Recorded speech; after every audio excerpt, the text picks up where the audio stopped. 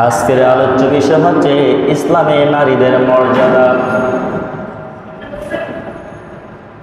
আল্লাহর হাবিব রাহমাতুল লিল আলামিন দুনিয়ার মধ্যে আগমন করার আগে মহিলা মা বোনদের কেমন মর্যাদা ছিল, আল্লাহর হাবিব দুনিয়াতে আগমন করার পরে কেমন হয়েছে, এই জন্য ইসলামের নারীর মর্যাদা কি রকম সেই ব্যাপারে আজকে বয়ান করব।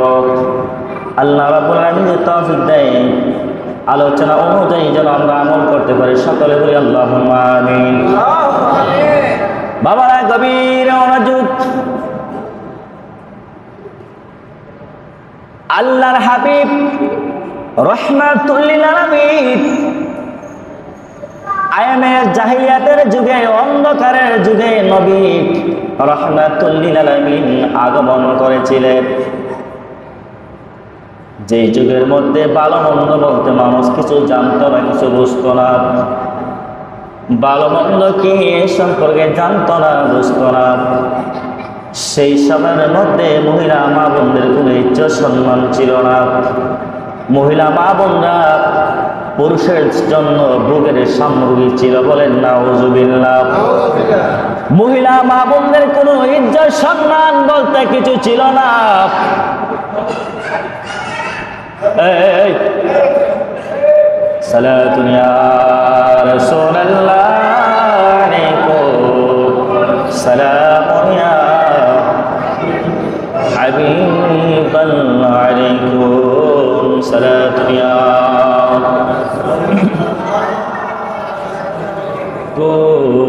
সালামুন ইয়া হাবিবাল্লাহ আলাইকুম। জবান খুলে কি বলা যাবে আল্লাহু আকবার। তৎকালীন সময়ে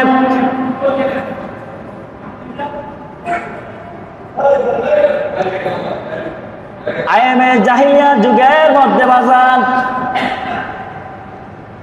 মহিলা মা বোনদের কোনো ইজ্জত সম্মান ছিল না।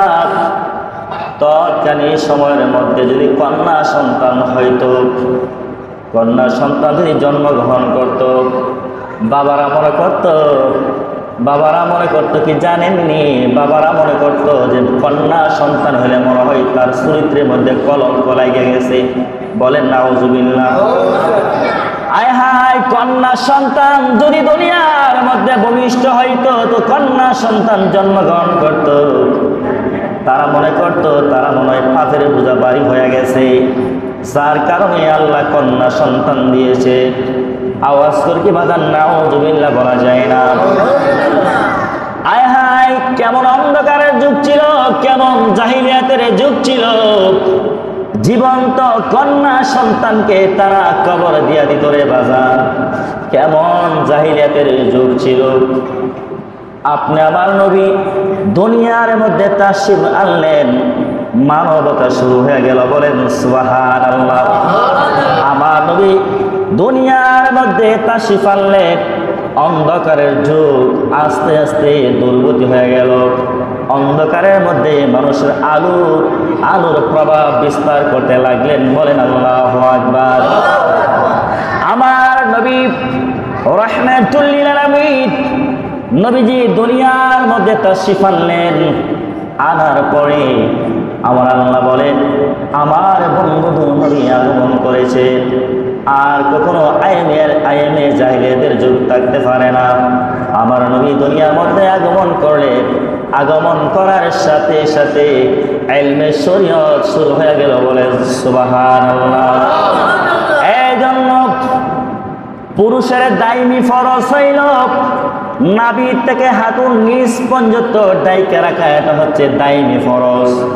আর মহিলা মা বোনদের জন্য সর্বাঙ্গ ডাইকা রাখা হচ্ছে দাইমি ফরজ। আওয়াজ করে কি আল্লাহু আকবার বলা যাবে না? এই জন্য বাজান নবী রাহমাতুল লিল আলামিন দুনিয়ার মধ্যে আসলেন। দুনিয়ার মধ্যে আসার কারণে আল্লাহ রাব্বুল আলামিন মহিলা মা বোনদের সম্মান আল্লাহ বাড়াইয়া দিল, ইজ্জত বাড়াইয়া দিল। আমার নবী রাহমাতুল লিল আলামিন বলেন, সন্তানের জন্য মা জননী হইল আল জান্নাতু তাহতা কতামিল উম্মাহাত। নবী বলেন, আমি ঘোষণা দিলাম গর্ভধারিণী যে মা 10 মাস 10 দিন গর্ভধারণ করেছে, ওই সন্তানের কদমের নিচে সন্তানের বেহস্ত বলেন সুবহানাল্লাহ। আমার নবী বলেন, যার ঘরে একটা কন্যা সন্তান জন্মগ্রহণ করলো, সে যেন একটা জান্নাতের মালিক হয়ে গেল।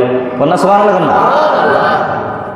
আল্লাহর নবী বলেন, যে 3টা কন্যা সন্তানের মালিক হইল, তা সে যেন 3টা জান্নাতের মালিক। বলেন সুবহানাল্লাহ। হায় হায়, আমার নবী দুনিয়ার মধ্যে আসলেন, আসার পরে আমার নবীর ওসিলায় মা বোনদের ইজ্জত আল্লাহ বাড়াইয়া দিছে। কোন সুবহানাল্লাহ বলে। খালি পজিশন আল্লাহ বাড়াইয়া দিছে। কেমন বাড়াইয়া দিছে? সন্তানের জন্য মায়ের কদমের নিচে সন্তানের বেহেশত আল্লাহ রাব্বুল আলামিন কেমন সম্মান দিয়েছেন, কেমন ইজ্জত দিয়েছেন। আর স্বামীর জন্য স্ত্রী এমন নিয়ামত। আল্লাহ নবী বলেন, দুনিয়ার মধ্যে যদি আমি আল্লাহ ব্যতীত কাউকে সেজদা করার হুকুম দিতাম, তাহলে তার স্ত্রীকে বলতাম, তুমি তোমার স্বামীর কদমে তুমি সেজদা দিয়ে পড়ো। বলেন আল্লাহু আকবার। এই জন্য বাজান,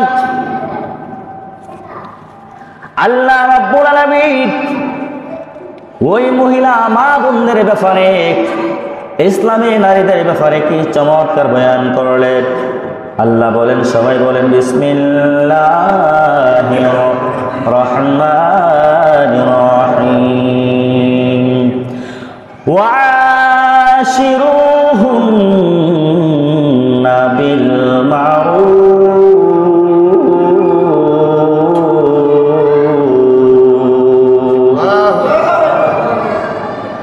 আল্লাহ রাব্বুল আলামিন বলেন, তোমরা তোমাদের স্ত্রীদের সাথে, তোমাদের নারীদের সাথে ভালো ব্যবহার করো। বলেন সুবহানাল্লাহ। ভালো ব্যবহার করো। তোমার কন্যা সন্তান হবে, তোমার কন্যা সন্তানকে আমার রাসূলের আদর্শ ধারণ করে আদেশে আদর্শবান বানাইবা। দেখবা এই তোমার কন্যা সন্তান আমার মা ফাতেমার আদেশে আদর্শবান যদি হতে পারে, মা ফাতেমা বলে, আমি ওই সমস্ত নারীদের জন্য আমি মা ফাতেমার পক্ষ থেকে ওই নারীকে সুপারিশ করা আমার জন্য আবশ্যক হয়ে যায়। বলেন সুবহানাল্লাহ। এই জন্য মা ফাতেমা রাদিয়াল্লাহু তাআলা আনহা তিনি বলে, যেই নারী আমি মা ফাতেমার আদর্শ ধারণ করবে, বলে আমার আদর্শ তো আমার ব্যক্তিগত কোনো আদর্শ নয়, তো মা ফাতেমার আদর্শ হলো কোরআনের আদর্শ, মা ফাতেমার আদর্শ হলো আমার রাসূল পাকের আদর্শ। বলেন আল্লাহু আকবার। এই জন্য বাজার আল্লাহ রাব্বুল আলামিন বলে, তোমরা তাদের সাথে সৎভাবে জীবন যাপন করো। স্বামী স্ত্রী জীবন যাপন করবে, আমার রাসূলের আদর্শ তোমরা অনুসরণ করো, তাহলে তোমার সংসারে জীবনে শান্তি চলে আসবে। তোমার সংসারে জীবনে কোনোদিন ঝগড়া ফাসাদ দেখা দিবে না, বালা মুসিবত দেখা দিবে না, কোনোদিন যাই জামানা দেখা দিবে না। আমার রাসূলের আদর্শ ধারণ করে চলাফেরা করবে, জীবন জিন্দেগি ধারণ করবে, নিঃসন্দেহে স্বামী স্ত্রীর মধ্যে কোনো দিন ঝামেলা হতে পারে না। বলেন আল্লাহু আকবার। এই জন্য আমার নবীর বিশিষ্ট সাহাবী হযরতে মুআবিয়া আল কুশাইরি রাদিয়াল্লাহু তাআলা আনহু তিনি বর্ণিত, তিনি বললেন, ক্বালা কুলতু ইয়া রাসূলুল্লাহ মা হাক্কু যাওজাতি আহাদিনা। আমার নবীকে তিনি প্রশ্ন করলেন, ইয়া রাসূলুল্লাহ, নবী গো, ও রাহমাতুল লিল আলামিন, স্বামী হিসাবে স্ত্রীর কোনো অধিকার আসেনি, হক আসেনি? বলেন আল্লাহু আকবার। বলেন ও নবীজি, আমাদের পুরুষ হিসাবে স্বামী হয়ে স্ত্রীর প্রতি কোনো অধিকার আসেনি। মা হাক্কু যাওজাতি আহাদিনা আলাইহি ইয়া রাসূলুল্লাহ, আমরা স্বামী হিসাবে যদি স্ত্রীর প্রতি হক যদি থাকে তাহলে আপনি আমাদেরকে বলুন। ক্বালা, আমার নবী বললেন, আনতুতিহিমা ইযা তা'আমতা ওয়া তাকসুহা। আমার নবী রাহমাতুল লিল আলামিন বলে, তুমি স্বামী হিসাবে স্ত্রীর প্রতি তোমার হক হলো তুমি যদি আহার করো, তুমি যদি খানা ভক্ষণ করো, তাহলে তোমার স্ত্রীকে তুমি খানা ভক্ষণ করাবে। আমার নবী বলেন,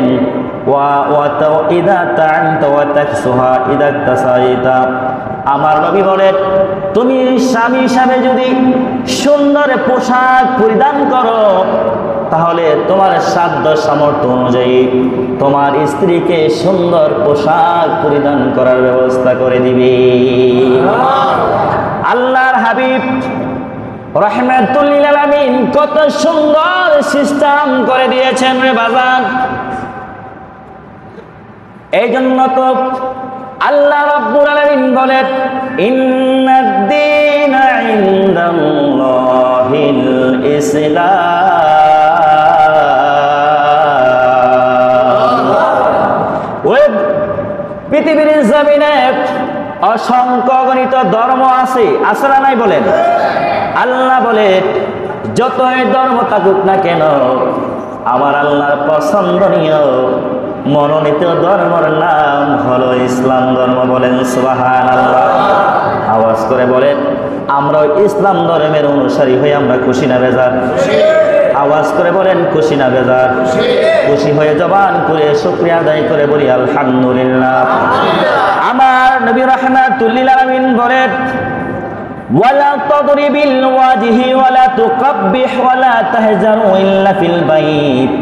আমার নবী রাহমাতুল লিল আলামিন বলেন, তুমি স্বামী হিসাবে স্ত্রীর প্রতি যে হক রয়েছে, হকটা হলো তুমি যে বালামন্দ খাবে, তোমার স্ত্রীকে তুমি বালামন্দ খাওয়াবে, আহার করাবে।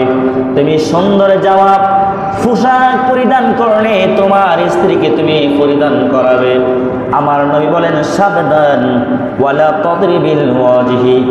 কখনো তোমার স্ত্রী যদি তোমার অবাধ্য হয়ে যায়, স্ত্রী যদি বেয়াদবি করে, কখনো স্ত্রীর মুখ মণ্ডলের মধ্যে, মুখের মধ্যে আঘাত করবে না। বলেন আল্লাহু আকবার। আমার নবী রাহমাতুল লিল আলামিন বলেন, ওয়ালা তুকাব্বিহ ওয়ালা তাহজারু ইল্লা ফিল বাইত। আমার নবী রাহমাতুল লিল আলামিন বলেন, তাকে গাল মন্দ করবে না, পৃথক রাখতে হলে ঘরের মধ্যে রাখবে। আমার নবী বলেন, তোমার পরিবারের কথা অন্য কারো কাছে সমালোচনা করবে না এবং ঘরের মধ্যে তাকে আবদ্ধ রাখবে। প্রয়োজনে তারে একা ঘরের মধ্যে আবদ্ধ রাখবে। বলেন আল্লাহু আকবার। অন্য হাদিসে মুবারাকার মধ্যে আসছে, আল্লাহর হাবিব বলেন, তোমাদের স্ত্রী যদি তোমাদের অবাধ্য হয়ে যায়, প্রয়োজনে তোমরা তাদেরকে বেদ দ্বারা আহার করো। বলেন আল্লাহু আকবার। প্রয়োজনে তোমরা তোমাদের স্ত্রীকে শাসন করা লাগবে। বলেন আল্লাহু আকবার। তাহলে স্ত্রী যদি স্বামীর কথা না শুনে, তাহলে আল্লাহ রাসূলের বিধান স্বামী স্ত্রীর শাসন করার অনুমতি আছে না নাই? কথা বলেন, আছে না নাই? কিন্তু অপ্রয়োজনে স্ত্রীকে গালিগালাজ করা যাবে না, স্ত্রীর বাবা মাকে গালিগালাজ করা যাবে না, অপ্রয়োজনে তারা বিভিন্ন বিষয়ে গালমন্দ করা যাবে না, সমালোচনা করা যাবে না। আল্লাহ রাব্বুল আলামিন আমাদেরকে ওই সমস্ত বাজে অভ্যাস থেকে যেন আল্লাহ হেফাজত করে, সকলে বলি আল্লাহুম্মা আমিন। এই জন্য বাজান গভীর মনোযোগ, আল্লাহর হাবিব রাহমাতুল লিল আলামিন বলেন, স্ত্রী হইল তোমাদের জন্য নিয়ামত। কেমন নিয়ামত? আল্লাহর হাবিব বলেন, আনা খায়রুকুম লিআহলি ওয়া আনা খায়রুকুম লিআহলিহি। পৃথিবীর মধ্যে সবচাইতে শ্রেষ্ঠ পুরুষ হইল ওই ব্যক্তি যে ব্যক্তি তার পরিবারের নিকট সর্বোত্তম। বলেন সুবহানাল্লাহ। এই জন্য বাজান আল্লাহ রাব্বুল আলামিনের হাবিব বলেন, আলা কুল্লুকুম রাইন ওয়া কুল্লুকুম মাসউলিন। আল্লাহর হাবিব বলেন, একটা সংসারে চলে দুইজন ব্যক্তির দ্বারা। একটা পরিবারের মধ্যে স্বামী স্ত্রীর মধ্যে অভিভাবক হইল প্রধান, অভিভাবক হইল স্বামী। কথা বলেন ঠিক কিনা? আল্লাহর নবী বলেন, সাবধান, আলা সাবধান, কুল্লুকুম রাইন ওয়া কুল্লুকুম মাসউলিন মিন রাইয়াতিহি। স্বামীর যেমন অধিকার আছে, স্ত্রীর অধিকার আছে, কিন্তু সাবধান, একটা সংসার জীবন যাপন করতে গেলে স্বামীর যেমন ভূমিকা রাখা দরকার, তেমন স্ত্রীরও ভূমিকা রাখতে হবে। একটা পরিবারকে সুন্দর সাবলীলভাবে গুছিয়ে রাখার জন্য, সন্তানদেরকে লালন পালন করার জন্য, ওই সন্তানদেরকে দ্বীনি শিক্ষা দেওয়ার জন্য যেমন বাবারও ভূমিকা আছে, তেমনিভাবে মা জননীরও মারও ভূমিকা আছে। বলেন আল্লাহু আকবার। এই জন্য বাজার আল্লাহ রাব্বুল আলামিনের হাবিব বলেন, আলা সাবদান আলা আহলি বাইতি যাওজিয়া ওয়ালাদিহি হিয়া মাসউলিন আনহুম।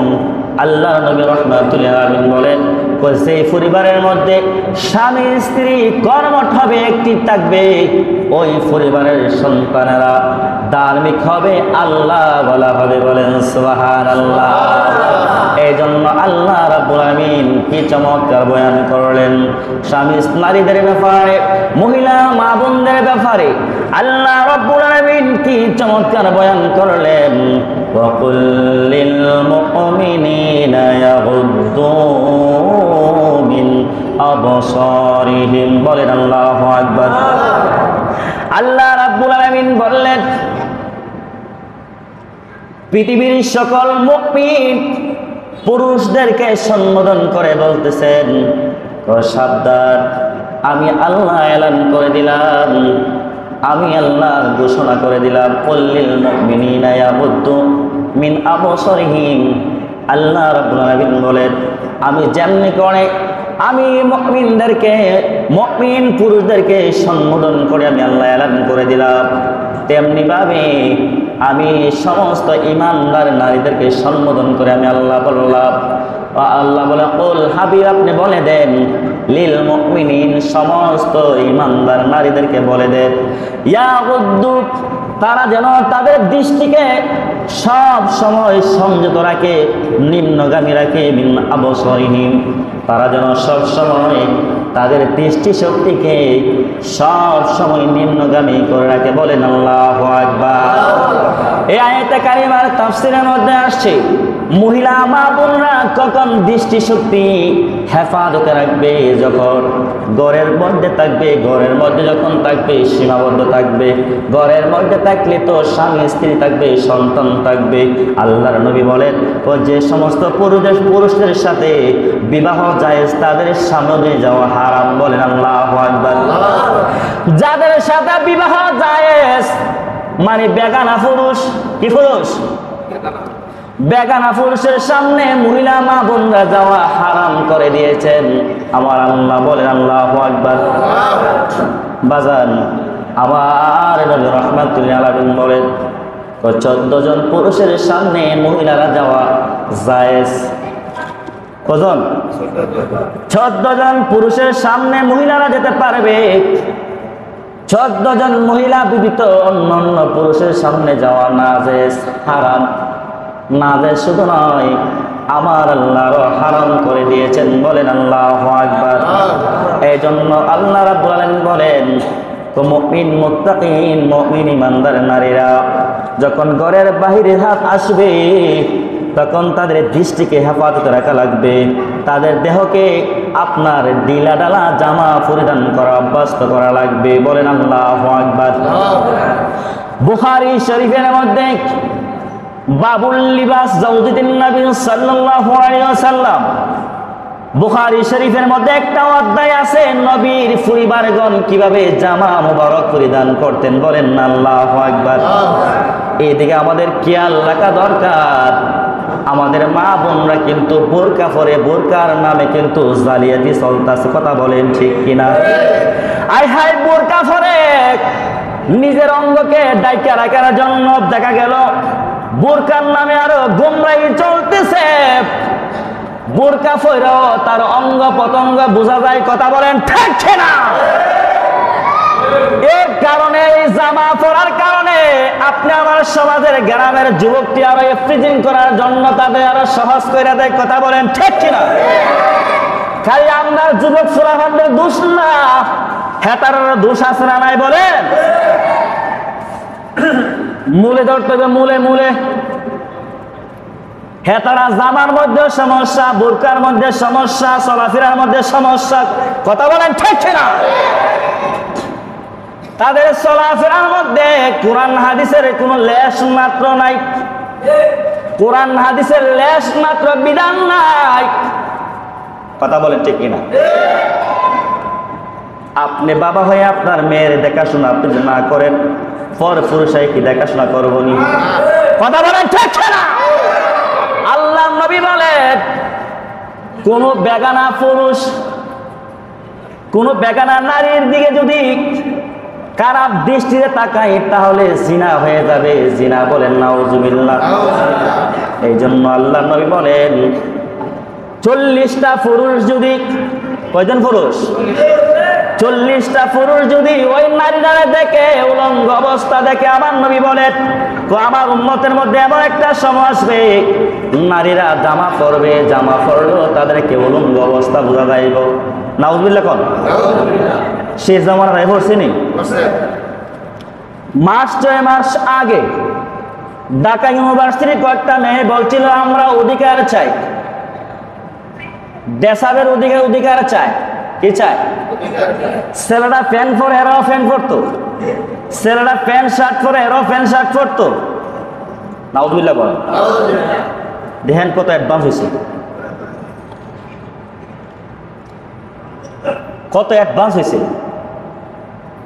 আল্লাহ নবী বলেন আখিরি জামানার মধ্যে এমন একটা সময় চলে আসবে মহিলারা জামা পরলেও তাদেরকে অর্ধ উলঙ্গ বোঝা যাইবে। বলেন নাউজুবিল্লাহ।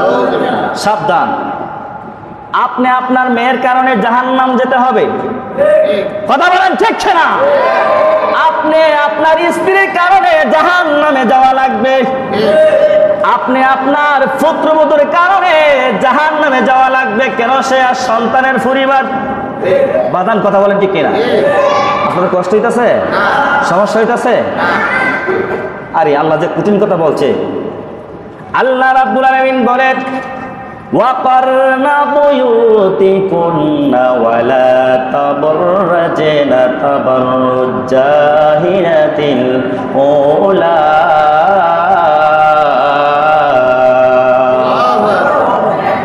আল্লাহ বলেন সাবধান সাবধান, মহিলাদেরকে শয়তানে বেশি ওয়াসওয়াসা দেয়। কথা কন না ঠিক কিনা? মহিলাদেরকে পুরুষের তুলনায় মহিলাদেরকে শয়তানে বেশি ওয়াসওয়াসা দেয়, কুমন্ত্রণা দেয়। এই জন্য আল্লাহ এলান করে দিলেন হাবিব আপনি বলে দেন ওয়াকারনা বুয়ুতিকুন্না, নিশ্চয় নিশ্চয় তারা যেন তাদের বুকের মধ্যে সব সময় কাপড় দিয়া ডাইকা রাখে। বলেন সুবহানাল্লাহ। আল্লাহ বলেন তারা যেন তাদের মাথাকে ডাইকা রাখে, তাদের বুক যেন তাদের বুকের মধ্যে সব সময় কাপড় দিয়া রাখে। আমার নবী বলেন যারা ওই সমস্ত বিরোধী আল্লাহর হুকুম যারা অমান্য করবে তারা নিঃসন্দেহে তাদের মধ্যে আইমে জাহিলিয়াতের খাসিয়ত থাকবে। বলেন নাউজুবিল্লাহ। কয়টা কারণে মহিলারা জাহান্নামে যাইব? ওই কারণে জাহান্নামে যাইব। এর মধ্যে অন্যতম কারণ হচ্ছে বাজান, যারা হাটে ঘাটে মাঠে যান, বাজারে যান, দেখবেন বেশিরভাগ মহিলারাই একটু এমনি সুন্দর আরো বাজারে পার্লারে যায় বুড়ো ফ্লাগ করার লাগিয়া। এই কথা বলেন ঠিক কিনা? আপনি কেমন বেড়া হইলেন মিয়া? আপনার মেয়ের খবর আপনার কাছে নাই।